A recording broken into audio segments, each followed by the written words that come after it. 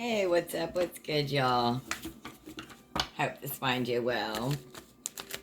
It is Monday. Let's do a short week ahead. Let's see what the cards say for the week ahead. Just a general week ahead spread. The weather is beautifully cool and wild.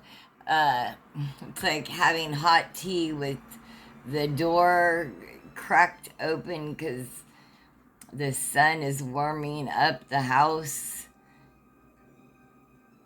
But the air coming in is very cool here in the Midwest.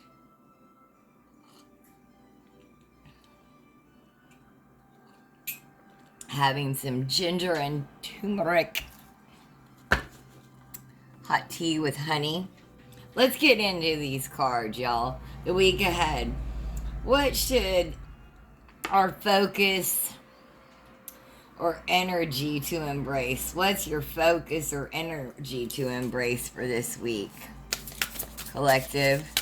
What's your focus or energy to embrace this week? Wow, I don't know, but this looks like an adventure scout of swords. Who is she in this? Let's read. I don't know if that makes you see it better or not. All right. Self-worth and the imposter syndrome, y'all. Yes, you deserve everything that you have. The Scout of Swords is all set to conquer the world when, bam, she's hit with some nasty imposter syndrome. She thinks, will I make a fool out of myself? Is everyone better than me? Did I talk too much? Please tell me I didn't talk too much. When her insecurities kick into high gear, she feels like a worthless piece of shit. Research shows that one of the reasons perfectionism is so relentless is because we perfectionists focus on the 1% we could have done better versus the 99% that went well. We have a difficult time feeling proud of ourselves because we always think we could have done something better, communicated more clearly, not tripped over our words, asked more questions, showed more enthusiasm, showed less enthusiasm, not sounded like a robot. Confirmation. You get the idea. In this card, our determined scout is embarking on her first big hiking trip. Her backpack is filled with a million different wilderness tools symbolizing her tendency to overthink in new situations. Do you ever pack? Phew. The thing she has to remember is that making mistakes is all part of the learning process. It's not that she didn't prepare enough. It's that doing new things is hard for everyone. We're all just figuring it out as we go. Don't let anyone fool you and think that they have this life figured out. We're all just figuring this out as we go. We all are just figuring it out as we go.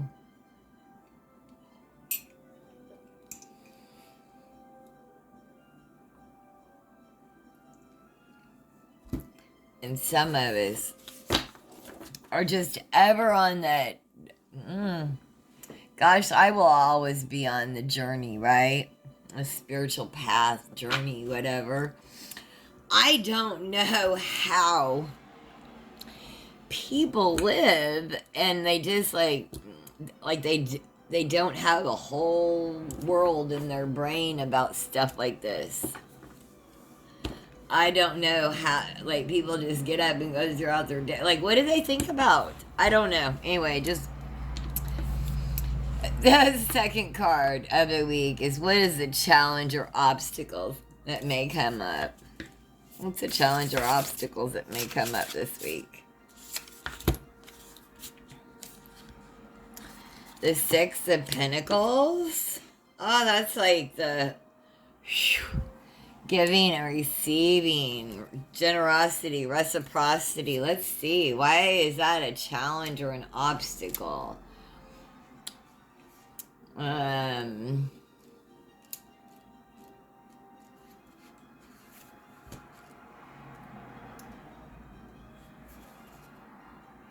Resourced. Okay.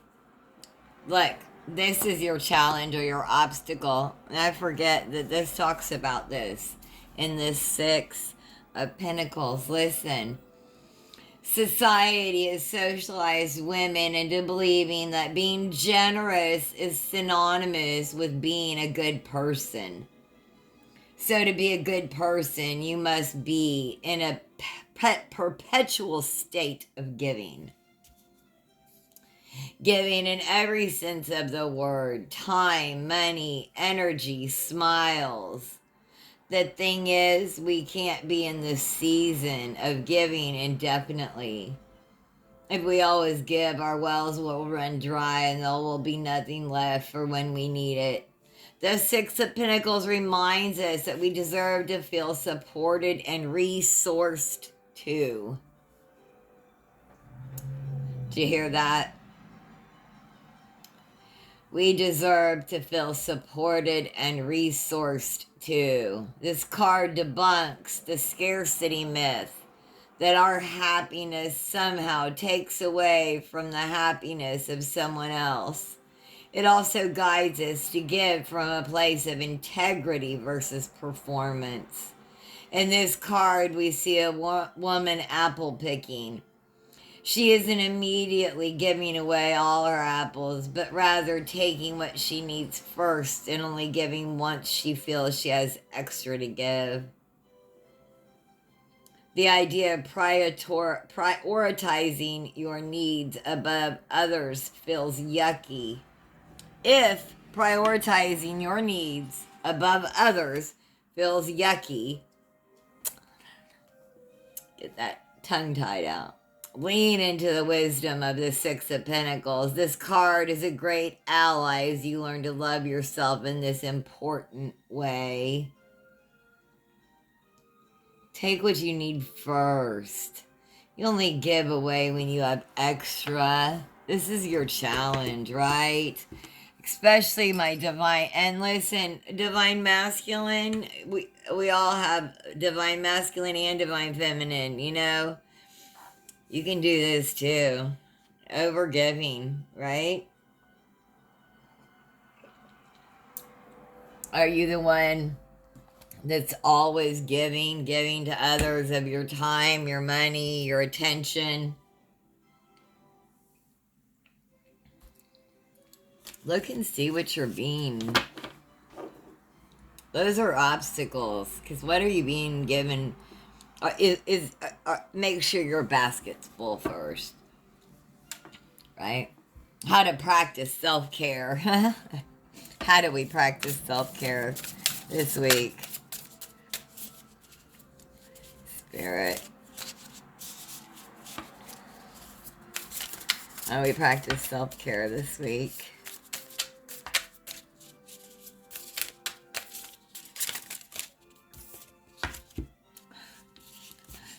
Wheel of Fortune. Play the lotto. Oh, I'm not promoting gambling. Entertainment purposes only.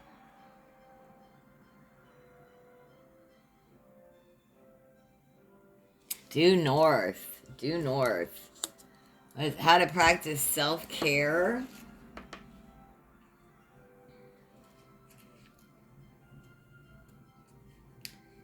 Individualization. Family relationships are complicated AF, and the Wheel of Fortune is here to help us.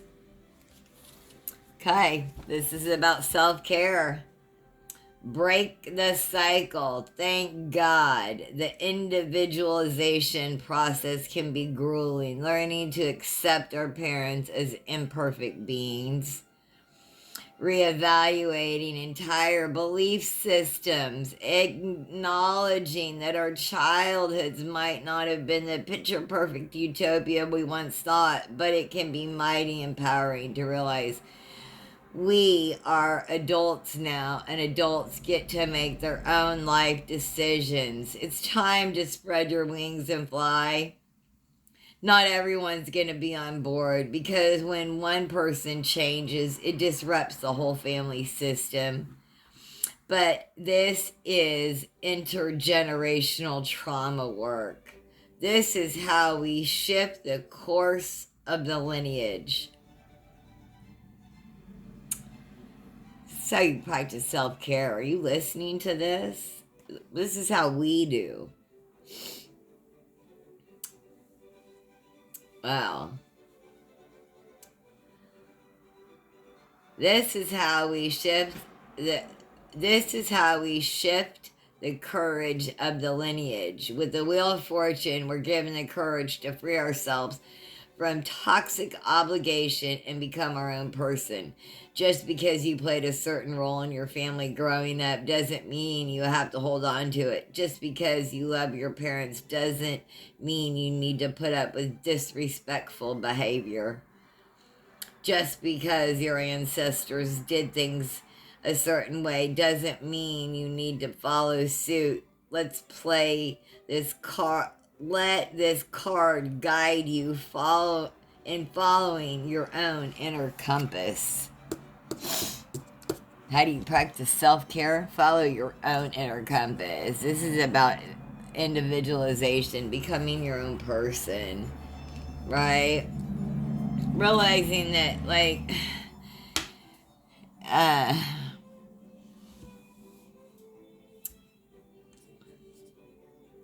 I love my parents, but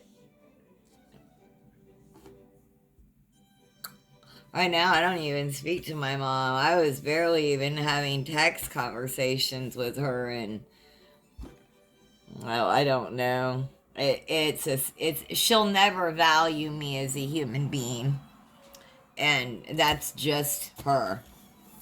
So, and I used to be so embarrassed about that. I thought it was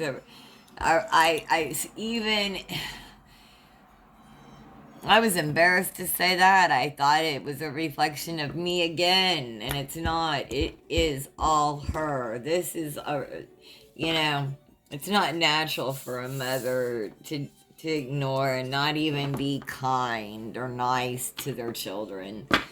And whatever, right? So I love her. She's my mother. She gave me life. Other than that, the choices that she's made were really, really hurtful in my life, and she was wrong most of the time. So there's that. So you need to follow your inner guide, right?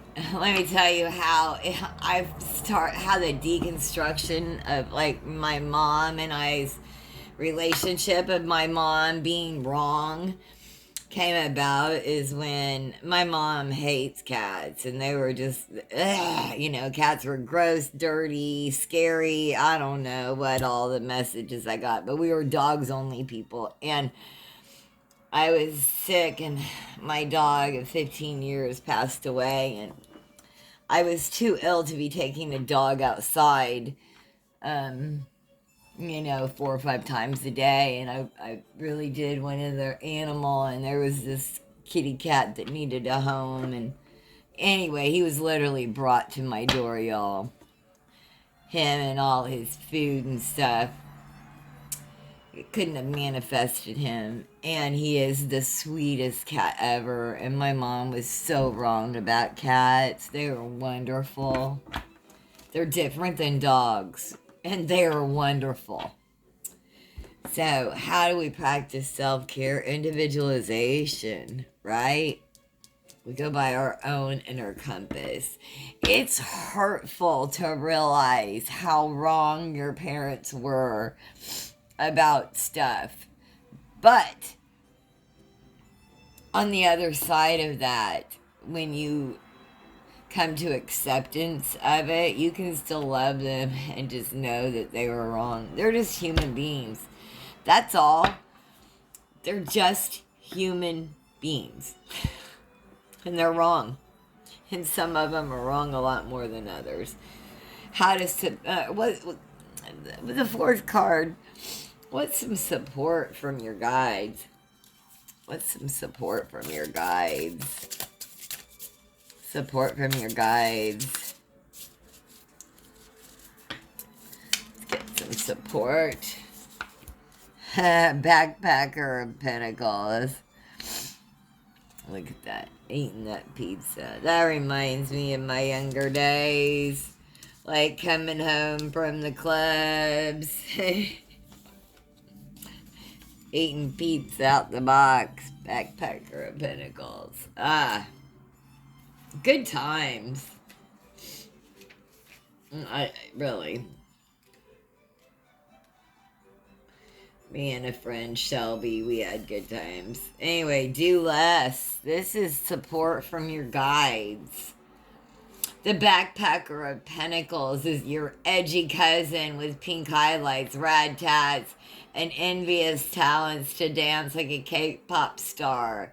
If she were to start a club at school, it would be the underachieving club because she really just doesn't give a shit. So what if she's a B student? The Backpacker of Pentacles embodies the teenage spirit of mediocrity.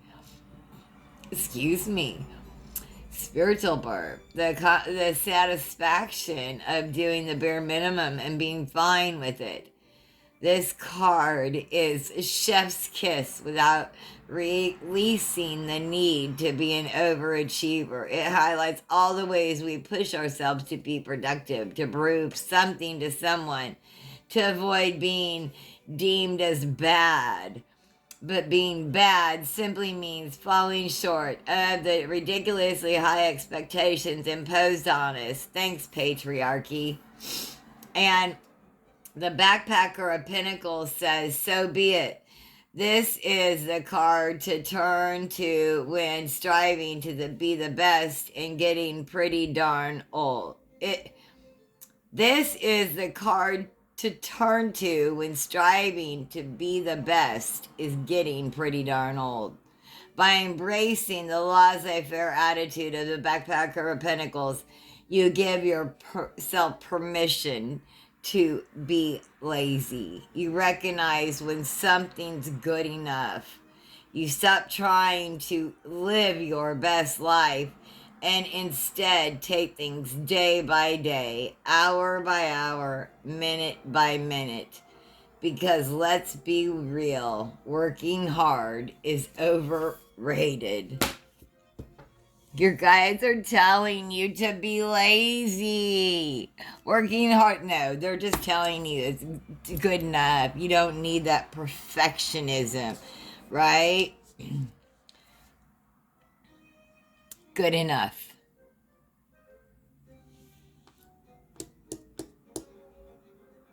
Your inner dial. Practice self-care. I hope you found messages here. Please like, share, and subscribe. This is Stevie's Tarot. Have the most blessed day. Thanks for joining me.